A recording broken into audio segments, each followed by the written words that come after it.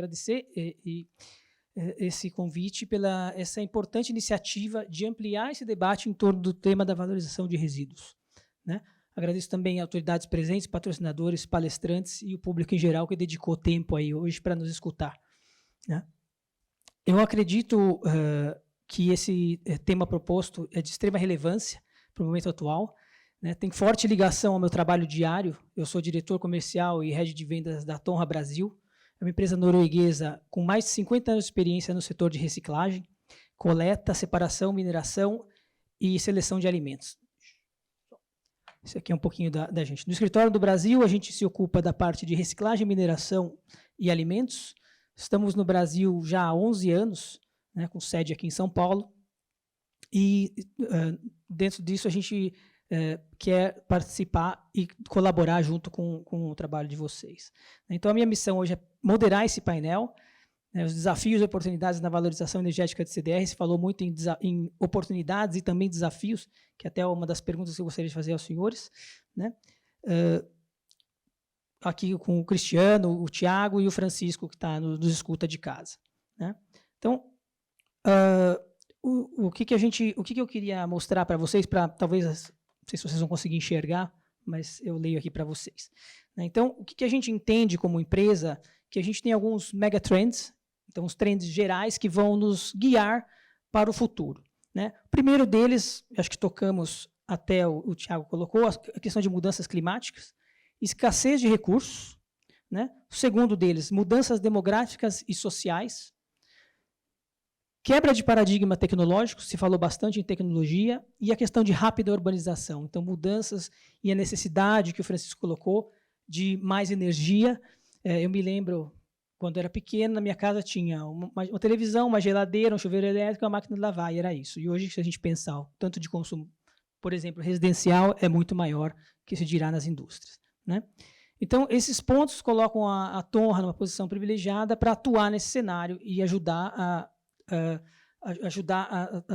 superar esses desafios e abraçar essas oportunidades. Vamos lá. Então, alguns dados que eu achei interessante trazer, né? Então, se estima que até 2025 a geração de resíduos sólidos deveria crescer em cerca de 70%, né, quando comparado aos níveis de 2010.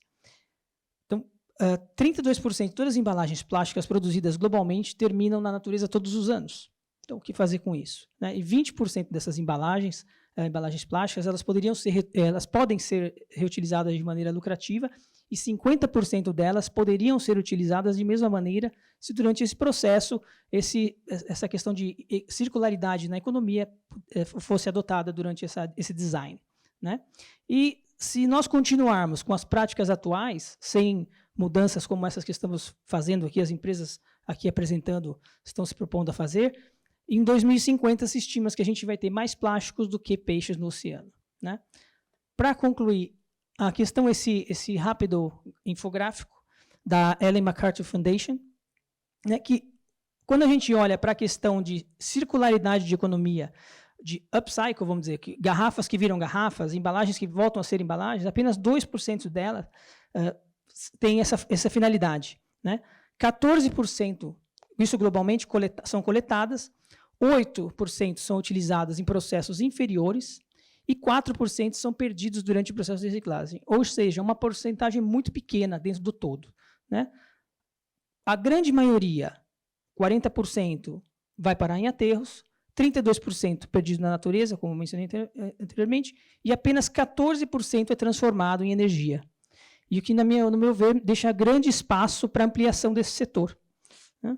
Então, acho que a gente pode entrar na discussão, não sei se vocês querem que eu deixe esse infográfico, talvez é relevante para a conversa. E a primeira pergunta ao público e aos senhores, né, essa questão de, se falou muito em oportunidade.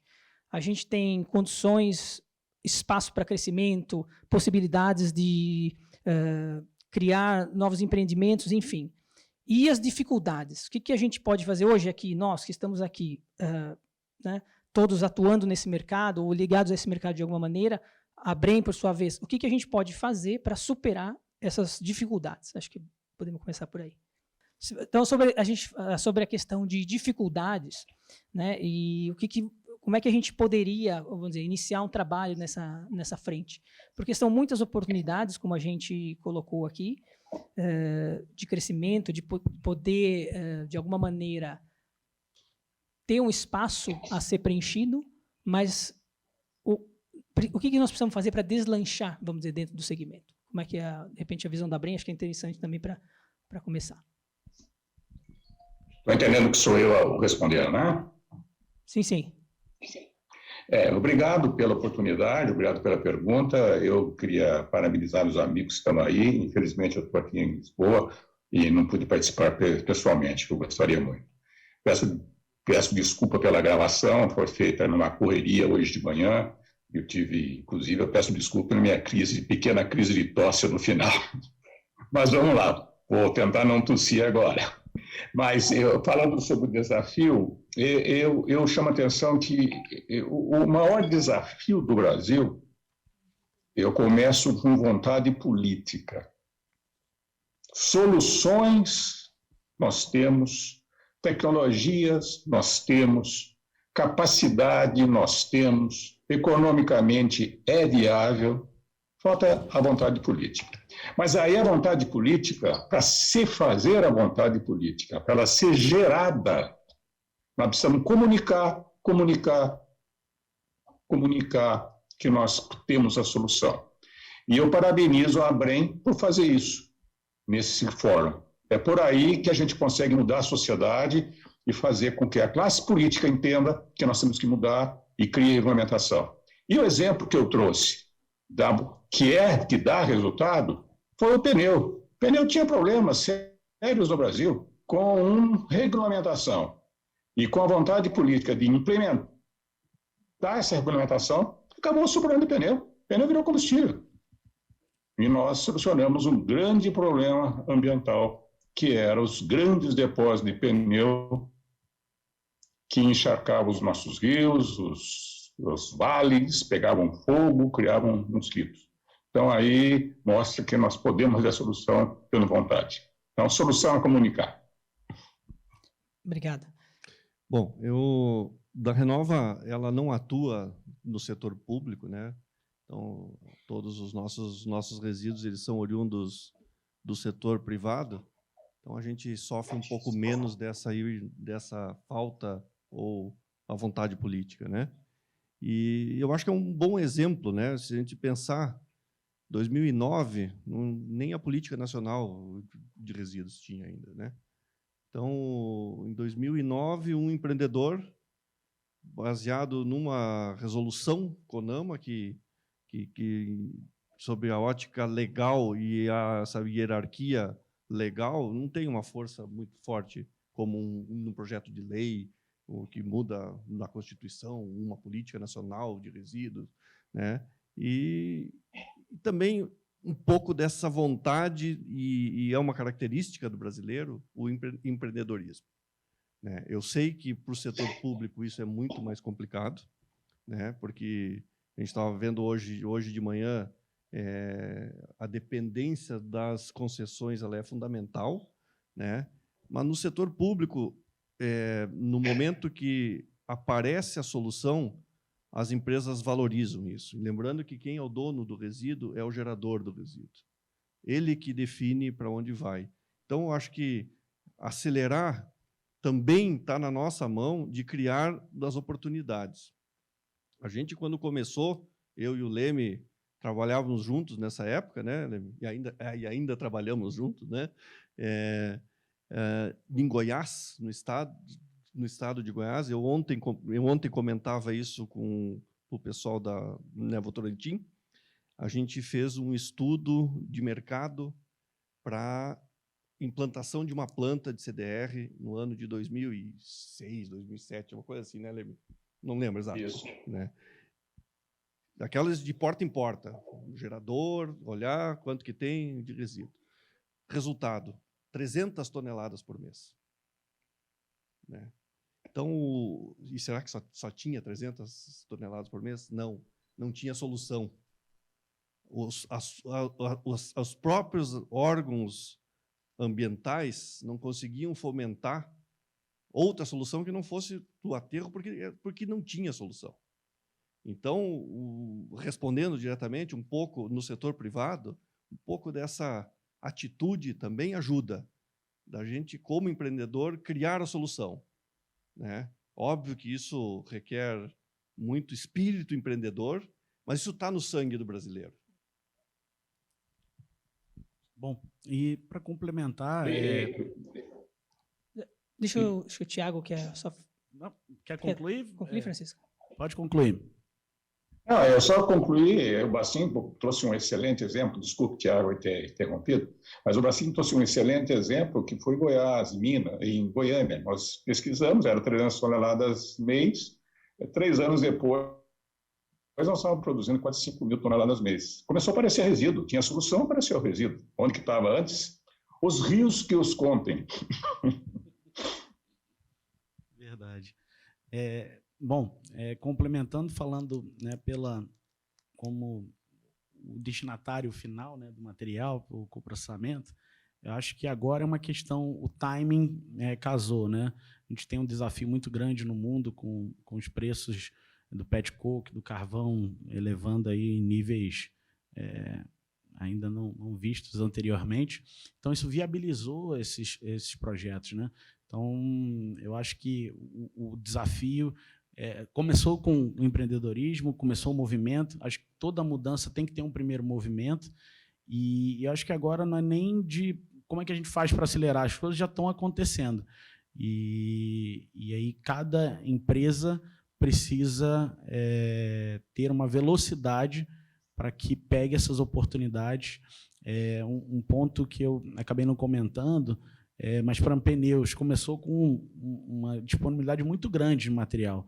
Hoje o mercado é acirrado, é um volume que é muito valorizado, tem um preço de mercado alto. O CDRI vem mudando também, e o que a gente vê, como você mesmo apresentou, é o crescimento do resíduo sólido urbano pelo crescimento das cidades.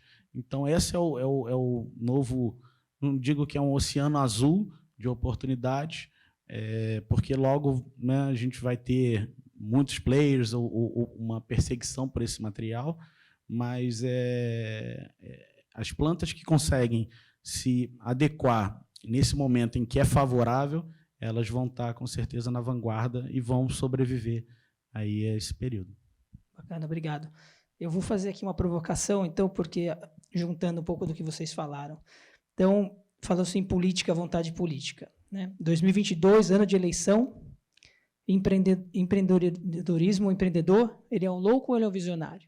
Né? E juntando com o que você está falando agora, esses players que vão chegar, como é que a gente tem que se posicionar, vocês que estão no mercado, no meio do furacão, aí, para poder navegar e sair vitoriosos desse momento, de uma certa maneira, tumultuado? Esses 2 últimos anos, particularmente, né, a gente nunca trabalhou tanto como nesses 2 anos, né, porque continuaram sendo produzidos resíduos, gerados resíduos, mesmo com a redução na economia. Então, a gente teve que fazer investimentos importantes, né? Mas eu acho que a gente está muito no início, né? E a gente tenta sempre buscar quais são as principais barreiras, o que é óbvio que a gente tem que conhecê-las, né? E qual o esforço que nós vamos demandar para superá-las, né? Mas acho que tem espaço para todo mundo, né? Então, tem espaço para o mass burning, tem espaço para o CDR, para a geração de energia, tem o espaço que a cimenteira já ocupa nesse mercado praticamente sozinha. Ela não acho que vá sofrer tanto com a entrada dessas outras tecnologias. O que a gente realmente precisa é fazer com que esses resíduos sejam tratados antes e somente rejeito que vá para uma destinação final. né? Acho que tem algumas ferramentas importantes que já estão institucionalizadas. A presidente da ANA, hoje de manhã, comentou sobre a dificuldade da implementação da questão da taxa do aterro, por exemplo, né? É um termo meio pejorativo esse, né? É um assunto até politicamente penoso ou assim espinhoso, né? São Paulo, a gente teve um exemplo no passado que não foi muito bem assimilado, mas é o que aconteceu ali no mundo todo. Se pegar hoje no Reino Unido, por exemplo, a taxa, esse valor que é cobrado para financiar outras tecnologias, ele é superior até o próprio valor do aterro. Do material. Isso, né? Então, isso permite, né, que a gente não fique tão vulnerável a essas variabilidades. Da cimenteira, a gente sempre brinca lá, a gente tem que estar perto daquelas fábricas âncoras, né? Ou seja, mesmo com as oscilações que tenha no mercado de cimento, tem algumas fábricas que elas vão continuar produzindo cimento. Então, isso traz a estabilidade. Com a reciclagem, a gente sofre um pouco mais com isso. Então, acho que quanto mais fontes se desenvolverem, menos vulnerável a gente fica a essas flutuações de mercado, o que incentiva de empreendedores a fazer investimentos. Essa maturação do mercado vai fazendo com que a gente tenha um mercado mais sólido e menos suscetível a essas... E só vai acontecer se a gente tiver desenvolvimento de tecnologias, né? Hoje nós temos uma grande dificuldade, porque nós temos valores para a destinação final de aterro que são muito baixos, né? E lembrando que o gerador, que é o dono do resíduo, ele decide para onde que vai, né? Então, muitas vezes, a questão econômica ela é fundamental, né? Principalmente na questão pública. Se não tiver de onde bancar essa solução, não vai ser feito. Não vai ser feito, claro. Tiago, um minutinho para a gente precisar encerrar.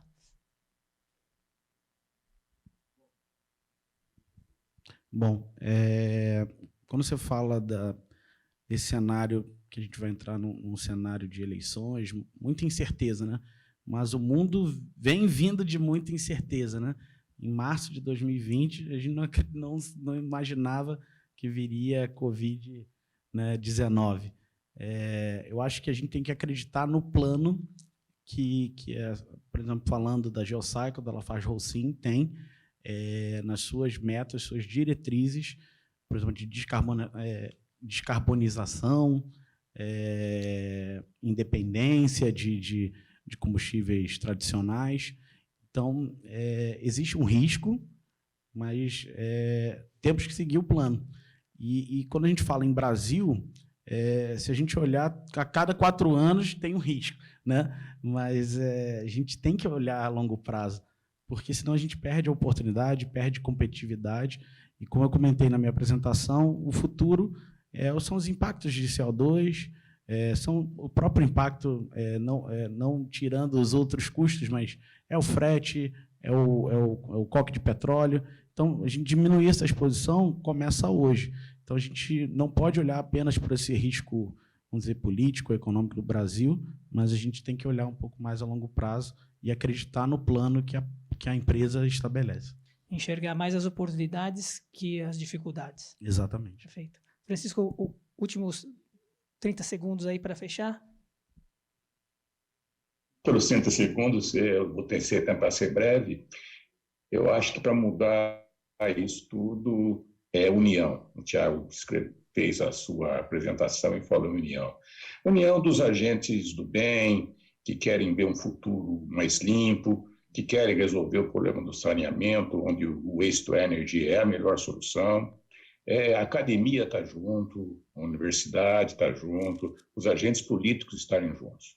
E esse eu acho que é o principal trabalho que a Brem vem desenvolvendo, é trazer esses grupos que têm essa visão melhor de futuro para lutar para que o Brasil saia do que situação atual de atraso e caminhe para uma solução de melhor utilização do resíduo, redução das emissões e mais energia a partir do resíduo. tanto em coprocessamento, como em energia elétrica, como em vapor. São diversas possibilidades que se complementam, que se somam. Todos iremos estar juntos para ir o melhor do país. É isso daí. Obrigado. Perfeito. Obrigado a todos pela participação hoje. Se alguma pergunta final, temos que encerrar, estamos sem tempo. Assim, obrigado, Tiago, Francisco, obrigado a todos. Obrigado, Abrem, mais uma vez, pelo convite para moderar esse painel. Espero que tenha sido de proveito aí para todos. Acho que é o recado que a gente tem aí, que tem muitas oportunidades, né? Temos que manter o plano e seguir com o nosso plano, muita vontade do empreendedor, esquecer um pouco, talvez, esses fatores externos. A tecnologia está aí, temos, os recursos também vão aparecer, uma vez que a gente tem o plano, acho que bem definido, e as grandes empresas estão mostrando isso e liderando esse caminho, e a união dos setores, porque eu acho a gente escuta muito uma situação de um ou outro, e eu acho que, como eu demonstrei naquele infograma, tem muita coisa a ser resolvida, e a gente tem aí, com certeza, espaço para todos participarem e chegarem à solução conjunta. Muito obrigado.